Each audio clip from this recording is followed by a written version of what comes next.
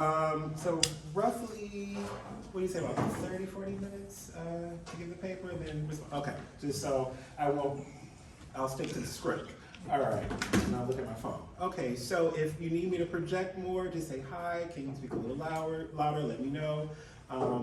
Because I understand we have accessibility things, so I'm a big stickler about that. Anywho, so here's the paper, and before I begin, I just want to say thank you so much to Leonard for being a trailblazer in Africana philosophy and just being a visible person in a discipline that's quite alabaster. And by long now friendship and kinship with Anthony as well, and thank you for thinking of me and getting me at the right nanosecond of time, because I'd have been like, I don't know. But good thing is just to drive away for me, so that was a great thing, so I didn't have to worry about TSA being disrespectful with my hair this go around. So anywho, here's the paper. What makes you so naughty, Topsy? She said, with tears in her eyes. Why don't you try to be good? Don't you love anybody, Topsy? Don't know nothing. About love, I love candy, that's all.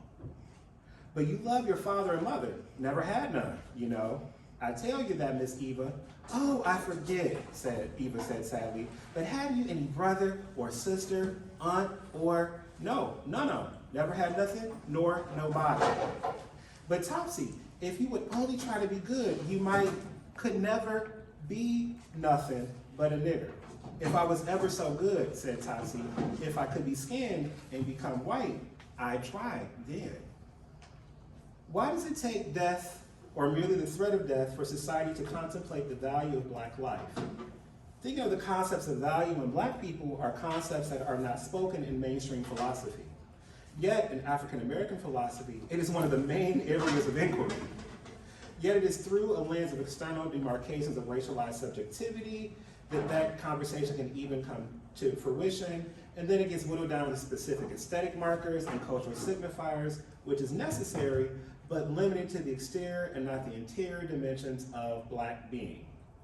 Thinking of value and black people together creates tension, hostility, and silence from those who have the power to influence discourses around black people, black being, and the value of black people as not just being equal to whiteness and value, but dismantling the systematic structures and hierarchies that are based on those signifiers in the first place.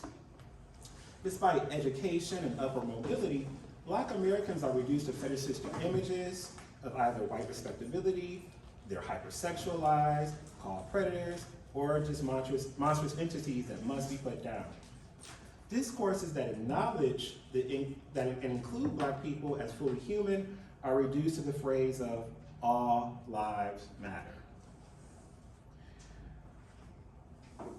Or are continuously told to get over historical and contemporary trauma or experience being enveloped in the discourse that pertains to multiculturalism, which is another way of erasing black struggle. The social structure that can make a stereotype of a black person such as a mammy, a sambo, step fetchit, buck winch, or even Topsy is the same social structure that has the ability to make and unmake. The making and unmaking can reduce a human to that of a slave, a citizen without rights, or a thing that must be eradicated. Simply put, it is a structure that renders racialized beings to be no more than nothing. It does not matter that Topsy is a character created through the imagination of a white woman, nor does it matter that all racist depictions of black people are from the vapid imaginations of white fragility and anti-blackness. Those creations are superimposed on the people because they have no value in the white imagination. Yet that being rendered to nothing does do something. If it does something, then there is room for inquiry, meaning these non-beings are not meant to exist or be taken as having value worthy of inquiry, yet they do exist outside of the white imagination and are needed so that it retains white supremacist ideology and practices. To take it a step further, these non-beings are value-worthy and worthy of inquiry, and it creates a room for speculation and an ability to have a conversation that can then attempt to deconstruct the social attempts at erasure. The social structure that creates black as a category or slave as a category for sentient beings can also create beings into nothing. Therefore, J. Cameron Carter and Hortense Spillers refers to this practice as the transubstantiation of beings into flesh. Calvin Warren calls it the amalgamation of nothing, and Vincent Woodard would argue that it is flesh that would be consumed and subsumed. This calculus forces one to contend with the void of nothingness. Whether it is the amalgamation of nothing, or the transubstantiation of beings into flesh, or flesh as consumption, this calculus destroys any aspects of being within the domain of imagination. Futurity and becoming something. The society that created this calculus are forced to contend with over half a millennia of supremacist, capitalist, and anti-Black terror and havoc that is wreaked upon those who are deemed Black. Consequently, it leaves those who are deemed Black with the perspective of an embodied pessimism. Yet Topsy is from the imagination of a white woman who claims to be an abolitionist. No one questions if Harriet Beecher Stowe sees the enslaved as anything beyond nothing, whether they remain enslaved or once they are no longer enslaved. We only know based on her performance of abolitionism through her novel. Yet, we do not know whether she actually values Black beings outside of an imaginative world that affords her status and residual income. Stowe imagines Topsy as nothing and creates an ontometaphysics to back her claim by equating Topsy as nothing from nothing. Topsy is both the imagination of the author and the architects of white ideology of the times for which the text was written. Yet it is still read and taught as a liberalist account of abolitionist ideology. To think deeper of Topsy and the world created by the author is to first push back against the textual framing of Black beings. Second, see these moments that disrupt white imagination. Therefore, let's start with a better series of questions, such as, Topsy, what system deems you to be naughty? Why am I blaming Topsy for the way she behaves? Why did I impose my perspectives of freedom and wholeness onto a slave? So my discussion goes beyond fiscal interventions on the topic of reparations, and I'm thinking through three distinct philosophical threads: Elaine Locke's value theory, Leonard Harris's insurrectionist ethics, and Drusilla Cornell's imaginary domain. The purpose is to argue that a philosophical interrogation that is outside of fiscal interventions is to redefine how we critique Black social value through the intricacies of resistance, occupancy of space, and full citizenship for those who are racialized as Black. Therefore, I am contemplating the art of talking back as an ethical undertaking that will inform reparative justice, that will see Black people as fully humanized subjects. For example, the fact that Topsy answered back to Miss Eva is already a form of insurrection, as opposed to saying what Miss Eva would have wanted her to say. Arguably, to think this through is to imagine a domain for Black futurity and value. Therefore, I don't see Afro-pessimism as nonsensical or half-baked. Instead, I see it as a starting point that critiques the dissolvability of Black people as it stands now. Yet, I do see the methodology as an incomplete project, but what it does do well is sends a shock and or a jolt to how theoretical frameworks do conform to the narratology of complacency. Meaning, we cannot evade the intervention made by those who identify as Afro-pessimists in the field, because their contributions are part of the world of ideas that should be taken seriously and not reduced or dismissed because it puts violence against Black people up front and unapologetically, which is why academia should take their ideas seriously. But here's a side note. The idea that Black life begins at enslavement is where I push back on. Life existed before, during, and it damn sure exists after. And I do believe that there is moments of authentic joy, even under duress and oppression, which is another thing that pushes back against the Afro-pessimist school. All right, so instead, it is a critique of seeing the position of non-being or non-ontology and the sociology of race as an identity. For example, the pushback of sitting with Topsy as a racialized and demoted to the status of a possession as nothing, it also forces scholarship or scholars to talk about Black people to specify which community, meaning Black American struggle is distinct from Caribbean, South American, Central American, and Continental African, and just Black people throughout the diaspora of the globe. Hence creating a connection, although a severed one, of shared struggle on a quest to find an embodied wholeness due to the history and the contemporary issues of Black subjugation and violence, But there is still the issue of making us all one monolithic narrative as opposed to looking at Blackness in the specificity, but know that there is a coalition of unity whenever there's oppression, no matter where. Typically, critiques on the state of Black people or race relations do so without considering the complexity and impact of being either enslaved, emancipated, or born free during the timeline of slavery, Reconstruction, the Civil Rights Acts from 1875 all the way to 1968, the 1993 Crime Bill, which Hillary Clinton and Bill Clinton used the famous phrase super predators, and the continuation of medical apartheid. Nor does it include the non-beingness, which is still being critiqued and looked at well into this day and age. Thinking within and outside of the academy is because I think about how Black life transposes outside of what we write about and what we discuss now, and also what Christina calls awake, meaning it's the midst of lynchings, both by the state and state-appointed police and those who appoint themselves as police, those who fear attending hospitals, either being misdiagnosed or dying within a hospital.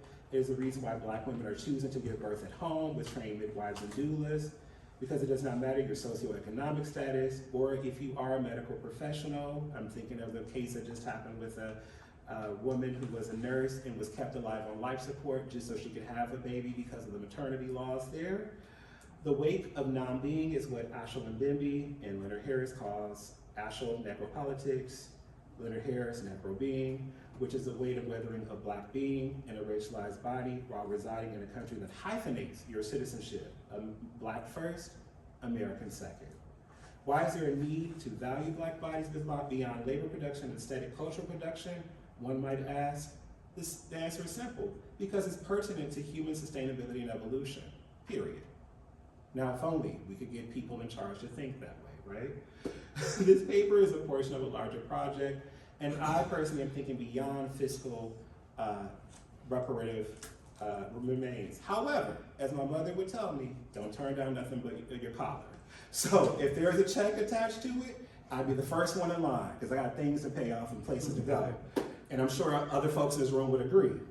So according to Elaine Locke, the Negro has been more of a formula than a human being, as something to be argued about, condemned, or defended, to be kept down or in their place, or helped up, to be worried with or worried over, harassed or patronized, a social bogey or a social burden.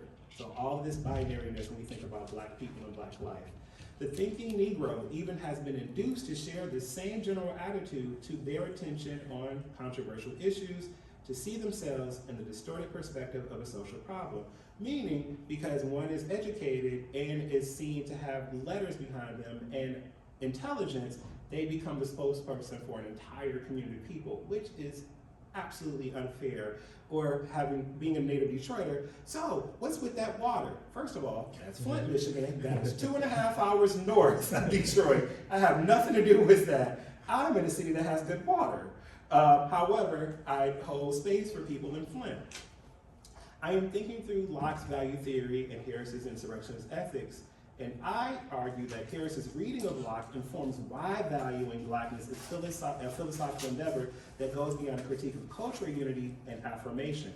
Valuing Blackness is an ethical undertaking that will inform how we think of justice. So, therefore, Locke's value theory is both not just aesthetical, because he does spend a lot of time on that, but it's also political. And that's the thing that tends to sometimes separate in aesthetic theory, is people don't realize that the aesthetic artifact is political in just its amalgamation of being. Locke breaks away from many Black intellectual thinkers because he focuses on cultural production as both a political response to racialized subjugation and as a departure from racialized subjugation. I read Harris's insurrectionist ethics as an expansion of Locke's value theory because it makes room for the contemplation and embodiment of the multiplicity of Black bodies that exist in their complete state of being. The multiplicity of Blackness goes against an essentialist, singular, monocultural, and monolithic experience. We've got a few Black folks in the room, and none of us are the same person, right? Okay. Two Black people can exist. exist at the same space. Right? And say, hey, might not know each other that well, but we'll at least give the nod, right? Or as Leonard would say, I don't know if I like you yet. I still remember that moment. The ability to be, because the dominant narrative casts Black people as not worthy of full humanity, the definition of insurrection in this regard is that it would mean that Black people are allowed to freely experience, express, and live as they are. Whenever a Black person just speaks back or doesn't agree with something, then they're met with aggression, hostility, you're being violent, and mind you, they didn't raise their voice above a conversational decibel. So just asking to be fully embodied in space and place as is already an insurrection, let alone if you have bayonets and torches or so on and so forth. And I push back and say January 6th is a temper tantrum, not an insurrection. But again, that's over coffee or cocktail. That ability to be an insurrection against dominant political and cultural ideology that supports a racist, supremacist, white cultural conservation, just being automatically does that. What happens if we take on the gravity of valuing Black bodies beyond a mere categorization? According to Leonard Harris, how we categorize values is less important than understanding our transportation of values. In other words, what happens if we fully imagine value and move beyond the prescription of value? If the simple definition of value is to mean worth, how does that apply to humanity? And more specifically, how does that apply to Black beings? Furthermore, who is worthy of being valued, and how do we take this value to live a full life? So, I argue that we are to go to the space of the imagined and move beyond boundaries and restrictions of prescribed domain of Blackness. And the one thing from having read a lot of 18th century writings and narratives is the one thing that could not be enslaved, dissolved, or erased is one's ability to imagine and contemplate. If you read Phyllis Wheatley's poems, Judith Bitter Hammond's poems, Equiano, Kubawano, especially Harriet Jacobs when she's in the garret and she just has time to imagine. The caveat of being in a confined space is it does do a little bit of psychological torture, but the space of just being still and sitting, or if you read Gramsci's prison notes, he does talk about the irony of imprisonment is a space of contemplation and reimagination. So I'm asking that be one aspect, is just the ability to imagine. If one asks you, like, what do you, without fiscal restraints or social restraints or physical restraints, how would you imagine your life to be? That would stop us all in our tracks. A domain that exists in full embodiment of Black subjectivity and Blackness qua Blackness is what one would be forced and taxed to do. In Locke's essay, Values and Imperatives, in which he published in 1935 and originally titled, presenting his ideas in an essay titled Cultural Relativism in 1930, is a historical significance. Values and Imperatives is that it supplants previous Black thought and value theory by placing it in the discipline of philosophy. Yet Locke also proves that there is a need to value, not just evaluate Black life in 1935. And that's this little side from what Du Bois was doing that work with a lot of his sociological, statistical work, meaning he was more of a evaluative scholar. And it's also during the heart of the Great Depression when this essay comes out, and well after the pandemic of 1918 and the rise and fall of the New Negro movement. I think of Locke's imperative of placing value on Black life and subjectivity is done in a culturally relativist perspective instead of the perspective of being relevant in a culture that often opposes your own. So at the time, it's just a few decades post Plessy versus Ferguson. He's only one generation removed from slavery, and the unemployment rate nationally is 25%, and amongst African Americans it's probably well in the 50 or 60 percentile, because when America gets a cold, Black folks get third-degree pneumonia. So the gravest problem of contemporary philosophy, Locke states, is how to ground some normative principle or criterion of objectivity, validity for values without resort to dogmatism and absolutism on the intellectual plane, without falling into corollaries on the plane of social behavior and action, of intolerance and mass coercion. I go to Locke because to imagine a domain of Black being It asks us, what does it mean to focus on feelings and their forms instead of interest and or their utility? Now, according to patriarchal argumentative discourse, you don't do feelings, you just do logical discourse. But if a sentient being is truly a sentient being, I need to know your feelings. If you're to truly receive true medical care, really take how does one feel for a way to help with diagnostics. And as Black subjects, feeling is a thing that is dissolved because it abstracts humanness from the exploited beingness. If, according to Locke, man cannot live in a valueless world, then where have Black people been living this whole time? For Locke, he chose to focus on feelings and forms because of the state of Black life in 1935. To feel valuable and to form value was the only way to survive and thrive in an anti-Black world. And I push it and say it's still the case. Therefore, focusing on art, music, poetry, and the archive of Black culture and thought was much more generative for Black's valuation of Blackness than the intricacies of social, political, and economic basis for Black life and being, because Black people have and still do have to function without those strictures. They often have to go through the back door and then hopefully walk out the front door. However, focusing on feeling and the expansiveness of feelings is just as complicated as focusing on utility and interest, because feelings can be infinite and they change by moment. Ironically, as a human collective in general and as a community of African descended people, we have yet to focus on feeling beyond happy and sad, meaning we haven't fully developed and thought about the forms of feelings. If so, it is siloed in the discipline of literature, music, and/or art, or reduced to being cured through routine screenings by medical doctors and psychoanalysts, if you can afford one, or co-opted in the multi-billion dollar wellness and self-care industry. Again, one has to have wealth in order to do that. Locke's value theory is useful when thinking of how value is determined for racialized people and how theory can become praxis. Locke's values and imperatives consist of a table with 5 columns: modal quality, form quality, and feeling references, value predicaments, value type of feel, value polarity, and positive and value polarity negative. The chart, first created by Locke, eruditely explicated how, through Harris's scholarship, there are 2 categories that are missing, which is gender and sexual expression. But again, it's 1930s, so hey. The first category, exaltation, on worship, so he begins with like the social spiritual aspect or the religiosity aspect. The category is very binary, meaning you just learn the social aspects of knowing what's right and wrong, which are defined by religious affiliation. At the time and still currently now, African Americans are pretty religiously socialized. Whether it's personal or not, there's still the social assumption that you have some religious exposure during your first 18 to 21 years of life.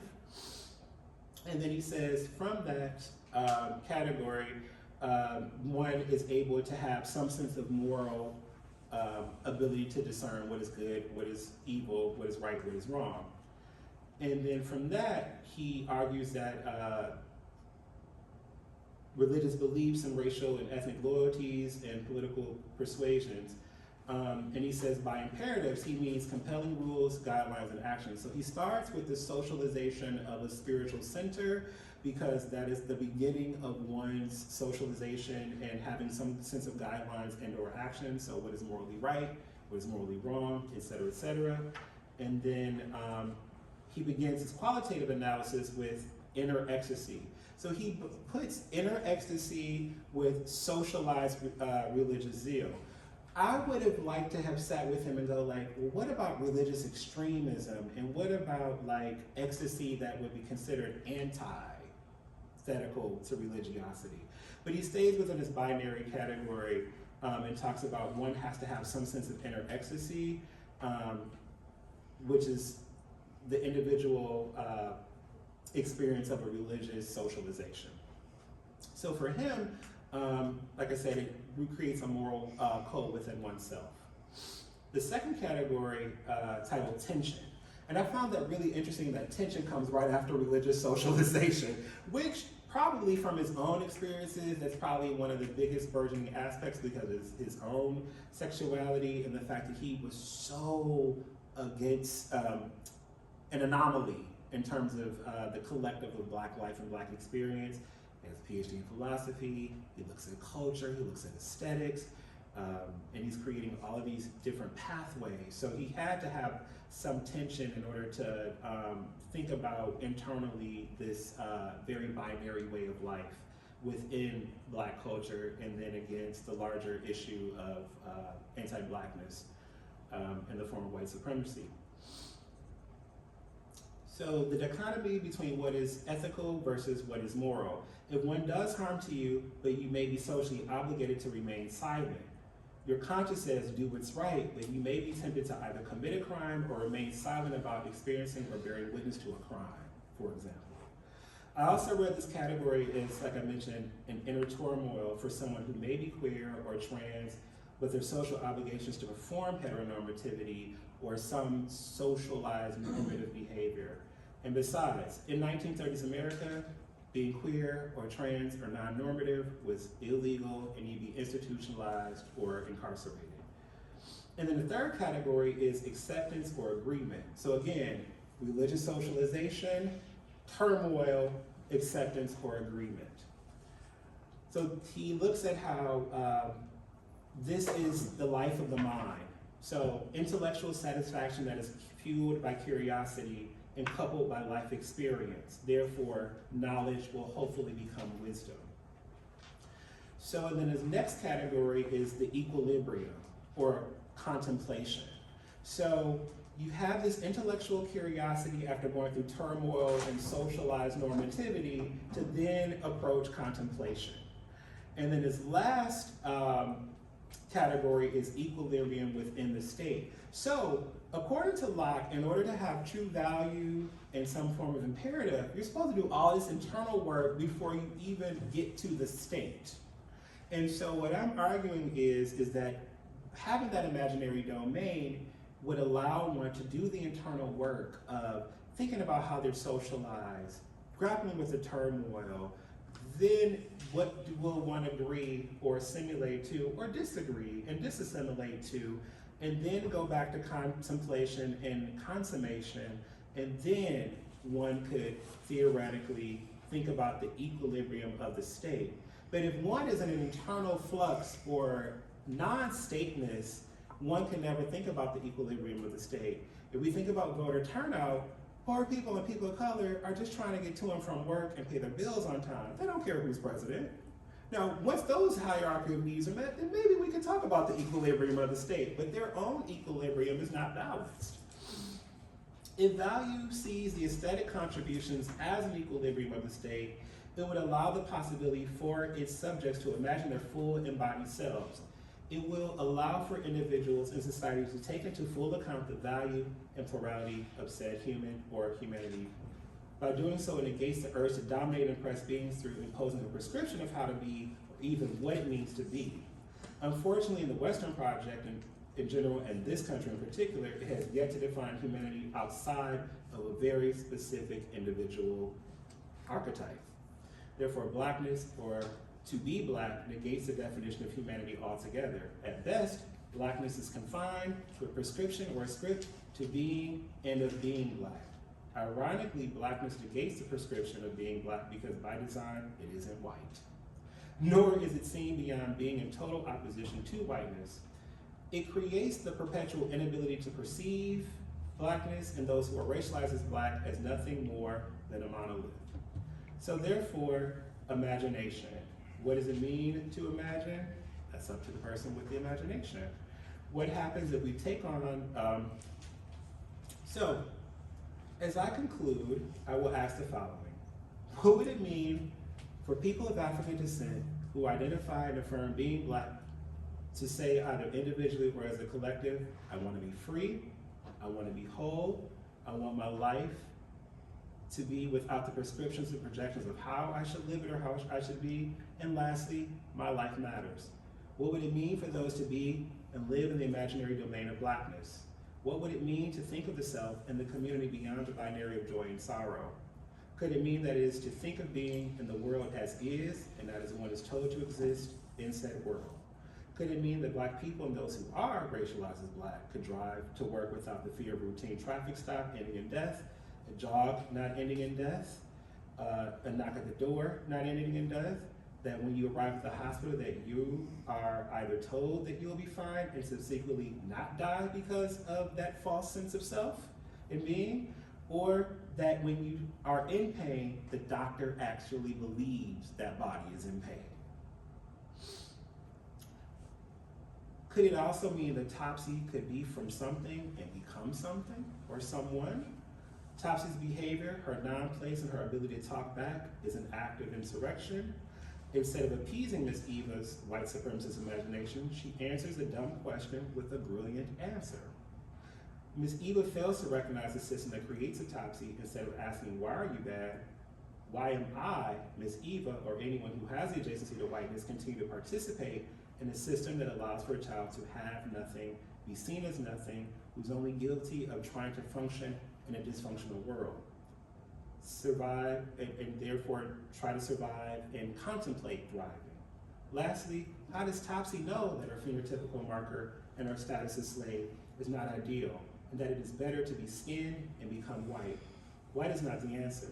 Value, insurrection, and imagination are the catalyst to dismantle, internalize, and externalize anti-Blackness. The task is to imagine a future beyond our own individual and collective imagination, a future that includes Black people and people of African descent, so much so that the thoughts and an image of Black people are seen and treated as valuable and not a threat to the fragility of white imagination.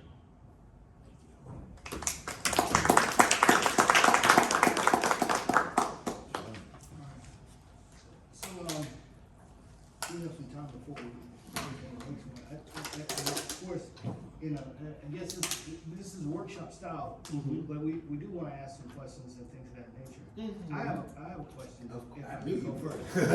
Yeah.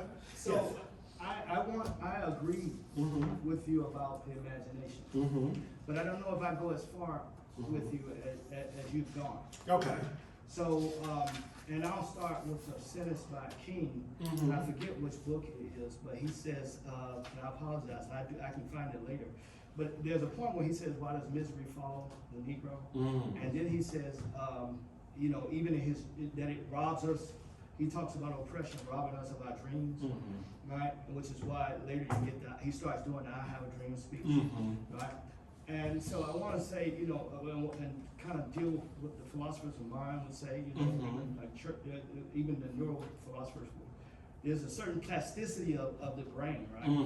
But without some serious kind of effort, our imagination is kind of framed and locked in a certain moment, right? And so just having the time to think about these things without some other outside intervention or some other sometimes, you know, I guess, you know, we can even, you know, you do the philosophy of literature, so we can talk about like Dante gets Virgil when he without some help, right, some assistance. How do we get that kind of imagination to imagine a new world? And you can even look at many of the Afrofuturists. The worlds they imagine begin to look like the old world, right? Especially Butler. Right. So I want to kind of ask about how do you think about that? You know, that breaking out of a kind of imaginative, you know, what to push the imagination, right? In my writings, I call it pushing past, right? Right. Yeah, and I'm purposely reading it slow so I can enjoy reading something. Sky Full of Elephants by Sibo Campbell. I think that project is working towards what you're asking, which is the novel. I'll give you a little premise. At the beginning, all the white folks drown themselves. That's what I'm gonna start with. I'm just rip the Band-Aid off. Well, okay. But how do we deal with the world once the quote unquote problem is away? Right? So the world in which the protagonist lives in, he gets out of prison because of this thing happening too. So he's incarcerated because he's falsely accused of sexual assault of a white woman. And so the world he lives in post this exodus, if you will, it's very similar to the world that kind of existed. It's a faux black utopia in DC. He ends up being a professor at Howard, ironically. And then he gets a contact from his long lost daughter, and they were estranged, and you find out why later on. I won't give that away. And so she tasked him with coming to get her, so he has to go from DC all the way to Wisconsin where she is, because she wants to go to Alabama where she believes a relative is. And so they go down to Alabama and they're told, don't go down there, don't go down there, it's lawless, and they have a king. And then come to find out, it is a true, dare I say, utopic-esque place, where it does not prescribe to Western notions of black being, but they really go back to kind of a hybridization of the benefits of modernity and technology, but a lot of the ancestral ways of being that begin pre-enslavement, fine-tuned during slavery, and then now we're in this kind of post-world. And so in this world, they're constantly being tasked with divorcing themselves of the prescriptions of being pre this exodus. So what the novel in particular, and it's all a thought experiment because I haven't seen a mass drowning yet, is what happens when you truly eradicate the oppressor. It's still your job to constantly unoppress yourself. And so even though, to go back to your King's statement, why does misery follow the Negro? I would ask, why does violence follow the Negro? Why does projections of violence follow the Negro? Because as humans, we have natural instincts to be cautious and concerned when we get in our cars, leave the house, etc. But I would say, why does impositions of misery follow the Negro is what I would ask King. Because it's not the black person's fault that they're black, it's white people's fault that they hate black people. And then in turn, they projected that hate onto them, and then there's an internalization of not liking or loving one another and self-inflicted hate.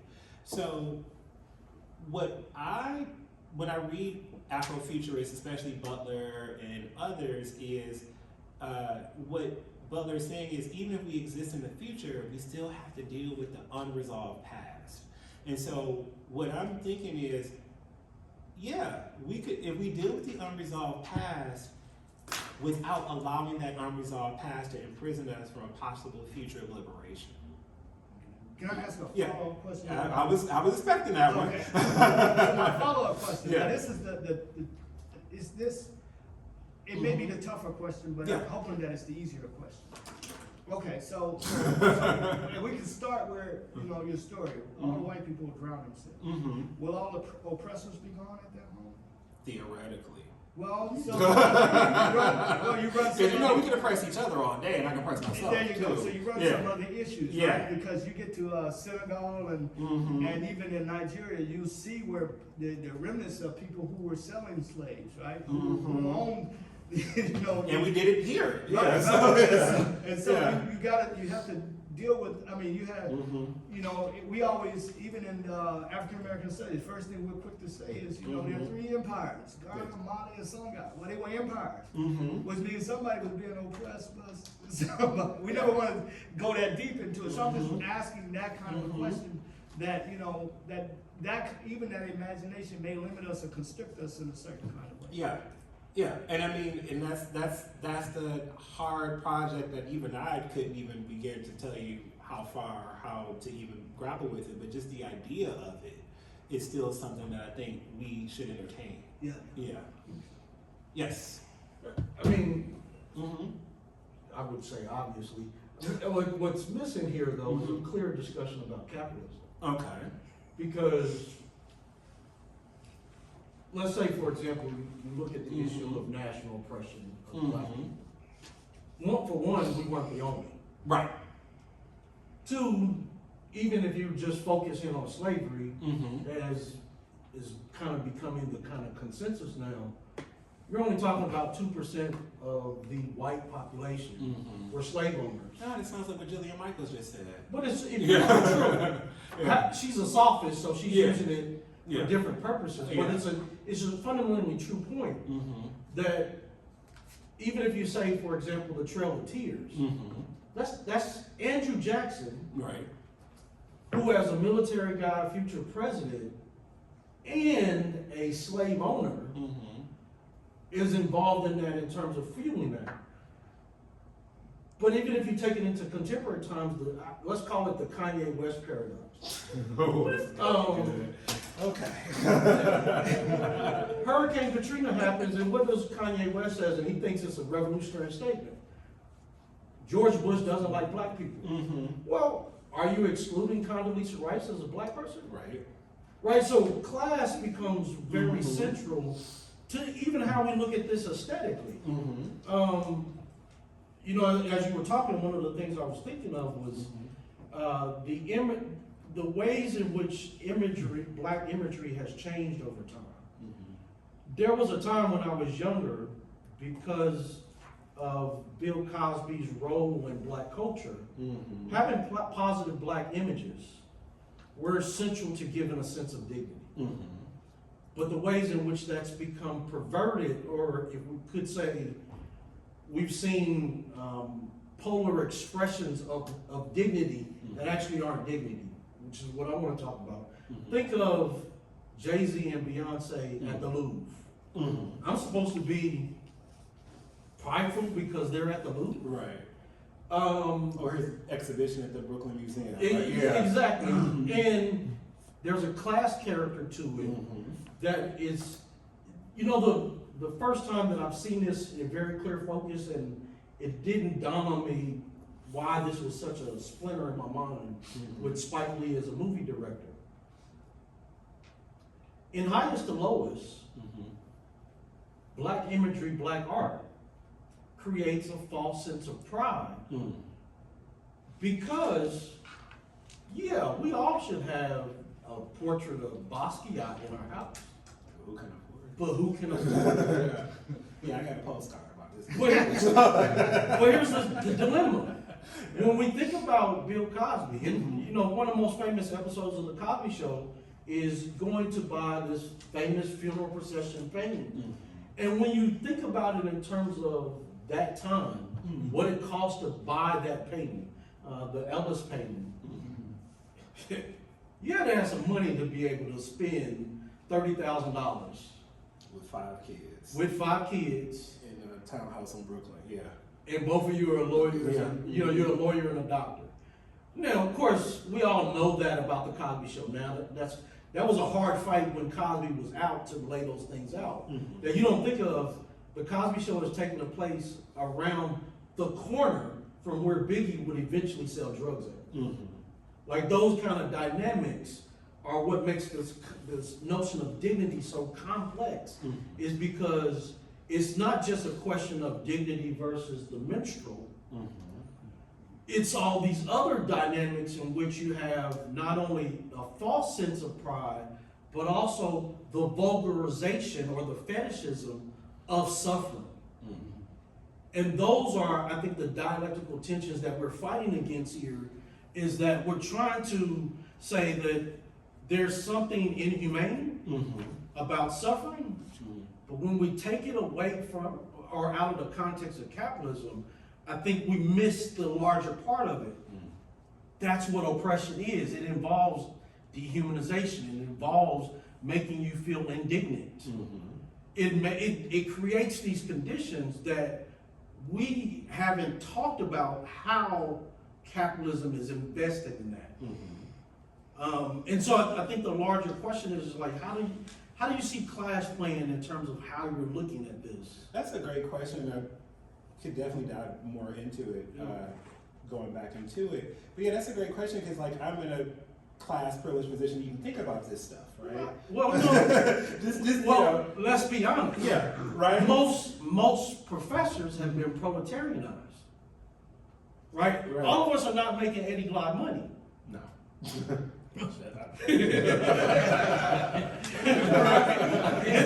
I can name a couple other people that I won't.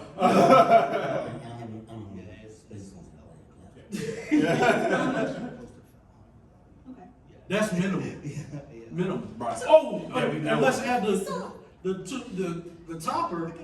Beat Tommy Shelby, and you can get paid $200,000 to write a book on prison abolition from the Carnegie Foundation. She has a question for you. We gotta talk after this, because I had a question about. But that completely Did fine. not- Maybe because I am a person who is a painter, who has a deep investment in types of sort of art production as both cultural value but also social value, that some of the places that you went with that are not places I think I'm following. So I have a question. But I have a whole different sort of question, and I know that about the project. But I know that you wanted to respond, so respond. I'm sorry. Okay, so like, to say it like, yes, I need to do a deeper dive within the class dynamic and how that also impacts how we think about oppression, or signal more to how, like, if you take away capitalism and just think about just social dominance for social dominance sake, like, what are the benefits of dehumanizing a black being, even if there is no so-called fiscal gain to it, right? Maybe the theoretical social mobility or acceptability, I think, is probably also what you alluded to with class, because I taught yesterday and I said, we know white supremacists or anti-blackness, even if there is no mythic white person present, because we have little girls as young as 3 and 4 getting relaxers, or understanding their skin tone is not ideal, or even when we think of Topsy, where money is not necessarily at the plantation, but that's the backdrop of why it exists. Right. And so I think also too, like the ways in which social class dynamics play within a racialized group and between racialized groups is probably a bit more of a dynamic, because you're right, like, to be able to afford a Beyonce concert, for example, you gotta have a little money, because or be willing to sacrifice or right, and that's what people do, right? I don't buy the artwork, right? And literally, personal vignette that I'm tying into art too is like being married to an artist, like, and having those conversations, and how people want to patronize your art, but they don't have the fiscal means to do so. And even if you make artifacts that are wearable and exchangeable, that's harder. So like, artists can sell jewelry faster than they can sell a painting, for example. You can make sense of like bling, but you can't make sense of like a painting that theoretically will accrue over time. That's just not part of it. And I mean, obviously, post enslavement, being able to wear the vestment or the artifact right away and have it right in your possession is also a historical tie that we still grapple on. And then I'm thinking of Nikki Giovanni lambasting Bill Cosby of his critique of buying kids, designer sneakers and leather coats. And she said, well, my child has to exist in this hood. And that's their cultural capital. No one will pay this child no attention and might beat his ass if he doesn't wear these Jordans and his leather coat. So like, it's a battle of cultural competency, literacy, and survivability too. And I've heard plenty of people say like, I'd rather know where my money went than hopefully I hope my money does something later. Right. So yeah, so to sum it up in the simplest terms, I would hopefully go back and think about the class dynamics from enslavement even all the way up to present day, and how it really snowballed during the age of Reconstruction. How colorism and phenotype also embargoed your fiscal mobility and not just your social mobility as well. So I think that's a very generative question and critique. You had a question. I'm just trying to make sure I don't usurp someone's time. In the spirit of the, which is in the spirit of the workshop form, one of the things that's really compelling about where you start the project and mention the art of talking back. Right? So we get a full expression of how imagination might motivate some things for the work. I just wanted to hear more about your sense of talking back in either its relationship to the imagination or as a type of art, right? Because there's lots of, I could have lots of narrative about it, but I want to hear more about how you sort of see talking back as a type of art in relationship to either imagination or other parts that motivate your project. Yeah, and so that's one thing I need to delve deeper into, just like more examples of the talking back in terms of historical and contemporary.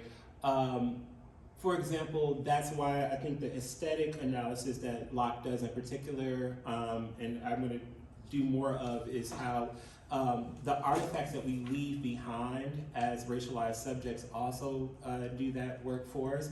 I wrote an article a while ago about Kendrick Lamar's 2016 Grammy performance, and I argued that in spite of the fact that the Black body is interchangeable and dissolvable, there is a moment of embeddedness that happens when one performs, and therefore that artist can pretty much get away with anything. It kind of is a covert form of the jester, how the jester can literally lambast the monarch and get away with it. And so in that performance, like, he gets carte blanche in that 5.5 minutes or so he begins chained with other Black men, and they're wearing prison uniforms. They're actually in a prison cell, and then it transitions to this bonfire, and it's kind of like that scene in Fela where he goes to the spirit realm, and then at the end it's just him, a microphone, a spotlight, and he does his free form rapping, and then afterwards it's Compton in the western region of Africa with an outline of Africa on the backdrop, and then it just goes to black. And so I argue like that's a form of talking back. His discography is another form of talking back, and they had the audacity to now put his albums in the Smithsonian. It's permanent recording. So I'm saying that, like, outside of capitalism, the art form, if we look at it, there have been moments of talking back, and if you think about people who have contemporarily or historically in art talking back, the type of social political treatment that is going about, just saying the phrase Black Lives Matter is a form of talking back, and it's met with criminalization and deemed terrorism. So I argue that even just articulating that your life matters is a form of talking back. Also, let's leave it there. Okay. Yeah, and then we'll come. Oh yeah, swing we back got around. time. Yeah, we'll. So because I everybody appreciate wants more time at the end. the response is what I'm trying to say. Yes, thank you so All right, much. thank you. I'm going to go eat my sandwich and listen to the next paper.